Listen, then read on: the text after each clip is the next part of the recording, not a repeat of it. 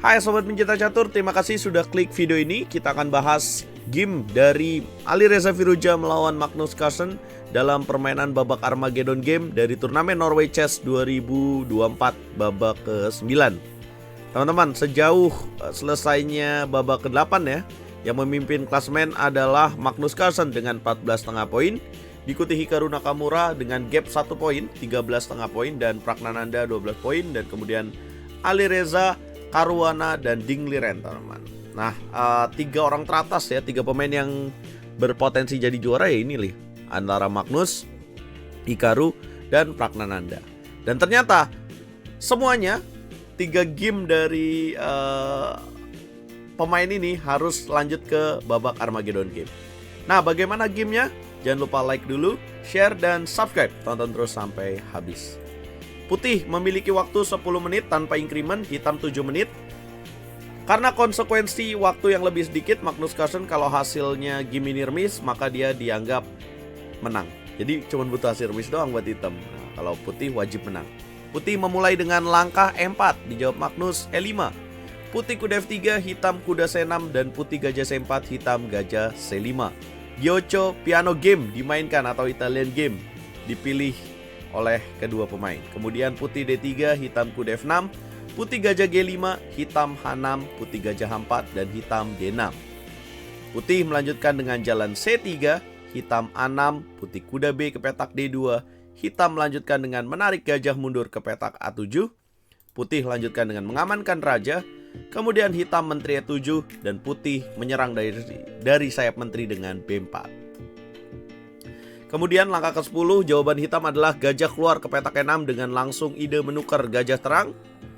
Kemudian putih mainkan kembali langkah dorongan pion A4 menambah tekanan dari sayap menteri. Dan hitam mengamankan raja dengan rokade.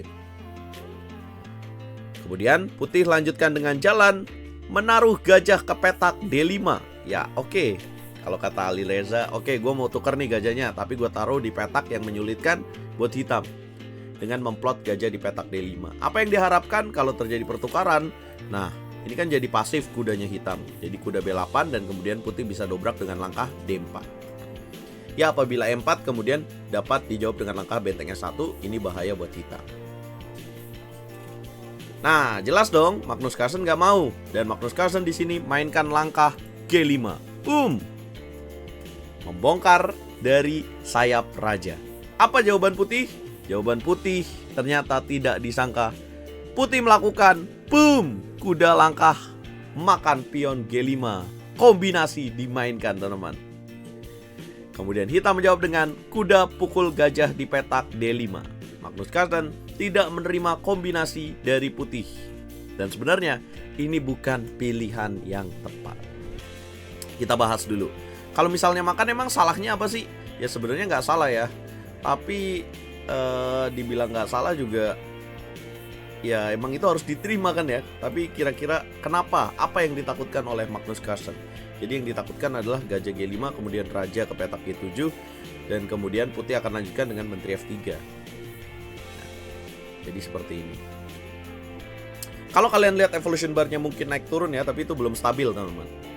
Nah, jadi setelah menteri F3 ini kayaknya Magnus Carlsen, gue ini bakalan jaga terus gitu ya. Kayaknya gue bakal ditekan terus nih kalau mainnya kayak gini gitu. Karena hitam pun masih bisa lanjutkan dengan benteng H8. Nah, jadi ini lebih kayak bagaimana Magnus Carlsen pilihannya nggak mau dikerjain terus panjang game. Jadi dia lebih pilih kuda makan D5. Kemudian putih melanjutkan dengan kuda makan gajah, membuat pilihan ini sebenarnya unggul buat putih. Kemudian hitam menteri makan gajah, dan kemudian putih pukul kuda di petak D5, kemudian hitam pukul kuda di petak E6. Kemudian putih G3 dulu untuk mereda ancaman dari gajah di petak A7 mengancam pion petak F2. Dan kemudian hitam menteri A3, putih sikat kuda, dan kemudian sikat balik, dan putih mainkan langkah menteri E2 menjaga pion F2. Sudah kelihatan jelas ya, ancaman hitam adalah dari jalur F, jadi dia naikkan benteng ke petak F5. Dengan tujuan lain juga bisa benteng H5. Putih langsung taktis menggeser raja ke petak H1, dan kemudian hitam benteng A F8, putih F3, dan kemudian hitam benteng G5 mengincar pion G3. Putih menteri G2 kemudian hitam menteri F5 mengancam pion D3, putih benteng A D1. Ya, Grandmaster kalau diancam dia bukannya jaga ya, tapi dia menyiapkan racun lagi gitu. Jadi kalau dimakan menteri D3 bakal ada kuda E4. Nah, jadi itu salah satu taktik yang ilmu yang penting ya kalau kita sebagai pemain catur. Jadi kalau lu diancam, gak mesti lu harus jaga, tapi lu bisa bikin jebakan buat lawan lu gitu. Kemudian hitam H5, putih kuda B3, dan sebenarnya ini unggul buat putih. Hitam H4, putih G4, hitam menteri H7, putih menteri ke petak E2. Nah, hanya saja pilihan dari langkah Alireza yang sebenarnya udah unggul karena dia tidak memainkan tekanan terus dan akhirnya mengurangi keunggulannya. Kemudian hitam H3, kemudian putih D4. Nah, harusnya apa sih langkah yang dimainkan oleh Alireza? Harusnya dia tetap melanjutkan ide dari kuda B3, yaitu kuda A5 untuk menyulitkan hitam. Kalau C5 lebih bagus, gajahnya jadi mati. Kemudian kuda bisa naik ke petak C6. Kuda A5 kalau misalkan H3 kemudian dilanjutkan dengan menteri D2 mengancam benteng, dapat pion di petak C6. Nah, ini yang kalaupun kuda ke petak A5, menteri ke petak D7, maka putih bisa lanjutkan dengan jalan D4 gini. Jadi tekanan dari sayap rajanya berkurang. Yap, namanya ini permainan catur cepat ya, harus cepat, dan pilihannya ternyata tidak tepat dengan menteri E2, kemudian hitam H3, putih D4, pion pukul pion, dan kemudian dipukul balik pakai pion, dan hitam E5. Putih baru naik kuda ke petak A5, tapi hitam dapatkan pion petak D4, putih sikat pion petak C6, dan hitam mainkan langkah menteri F7. Kemudian putih lebih pilih benteng C1. Ya, sekilas kalau kita hitung, makan bukannya dapat pion ya ini ya, makan kemudian benteng D4. Nah, dapat pion kan? Tapi kenapa Alireza nggak ngambil ini? Ini juga sepertinya dia takut dengan benteng E5, dan kemudian ya sebenarnya bisa menang juga ya, menteri ke petak D2. Nah, jadi oh ya, menteri E7 ya. Ya, ini menyulitkan juga ya, ada ancaman dari jalur yang terbuka. Nah, dia lebih pilih benteng C1, kemudian benteng G6, dan kemudian mengambil pion di petak A6 ya. Jadi gue udah pasti dapat pion di petak A6, jadi gue nggak usah ngambil yang di D4 deh. Kemudian hitam benteng F6 menyusun gerakan Alekhine. Kemudian putih menteri E2, hitam sikat pion F3, sikat lagi, sikat. Nah, kalau tadi lihat pas benteng F3 kok tinggi banget ya evolution barnya. Nah, sebenarnya ini blunder teman-teman. Bisakah kalian tebak langkah terbaik yang bisa dimainkan oleh putih di posisi ini? Ya, sayang sekali Alireza tidak melihat langkah kuda ke petak E7. Boom. Karena kalau dilanjutkan dengan raja ke petak G7, maka putih akan lanjutkan dengan kuda F5 mendapatkan benteng. Apabila kuda E7 raja ke petak H8, maka putih akan lanjutkan dengan kuda G6 fork. Apabila menteri makan kuda, maka benteng makan benteng. Kuda E7 apabila raja ke petak H7 bagaimana bang? Maka putih akan lanjutkan dengan menteri ke petak E4 skak. Apabila raja H8 kena kuda G6, raja naik ke petak H6, maka akan ada jawaban kuda F5. Mau raja G7, raja H6, ada kuda F5. Ya, dengan sisa 37 detik sepertinya sulit untuk melihat itu buat Alireza. Dia pilih benteng F3, kemudian makan, dan Alireza lebih pilih fokus untuk promosikan pionnya. Dan yap, di sini Magnus Carlsen juga melewatkan langkah kemenangan karena dia pengen cari posisi yang ya udahlah remis aja gitu ya. Karena remis juga udah cukup, dia pilih benteng B3. Yang seharusnya coba tebak teman-teman, apa langkah terbaik hitam? Yap, hitam sebenarnya dapat mainkan langkah D3 dengan tujuan apabila putih A5, D2, kemudian A6, dan akan bisa setup benteng E3 untuk benteng E1 skakmat.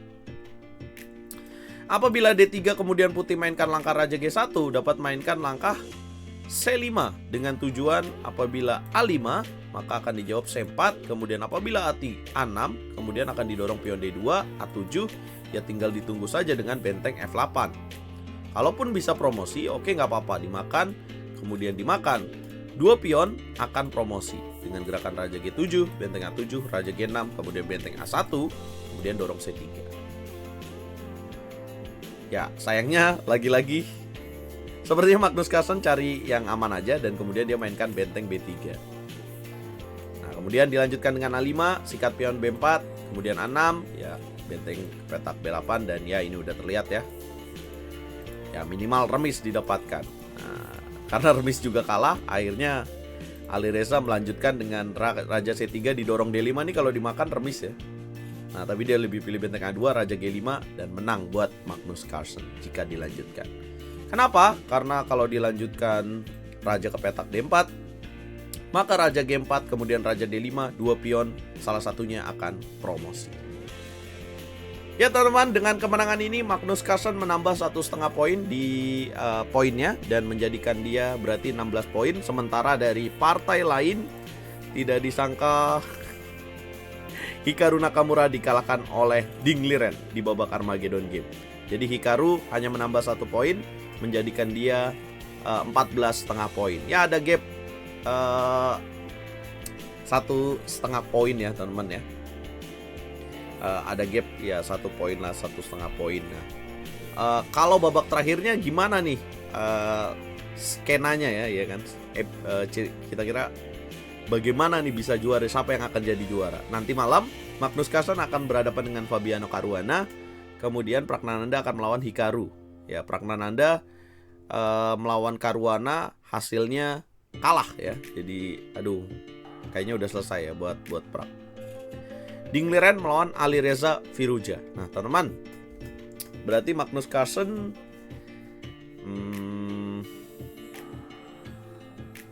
16. Ya, minimal ya menang lewat Armageddon Game ya. Hikaru Nakamura melawan Praggnanandha. Menang gak nih kira-kira lewat babak catur klasik? Pokoknya ikutin terus nanti malam jam 22.00 waktu Indonesia Barat. Kira-kira siapa yang akan jadi juara? Berikan komentar kalian. Jangan lupa like, share, komen, dan subscribe. Gabung ke RL Chess Academy guys. Akhirnya Ding Liren menang lagi.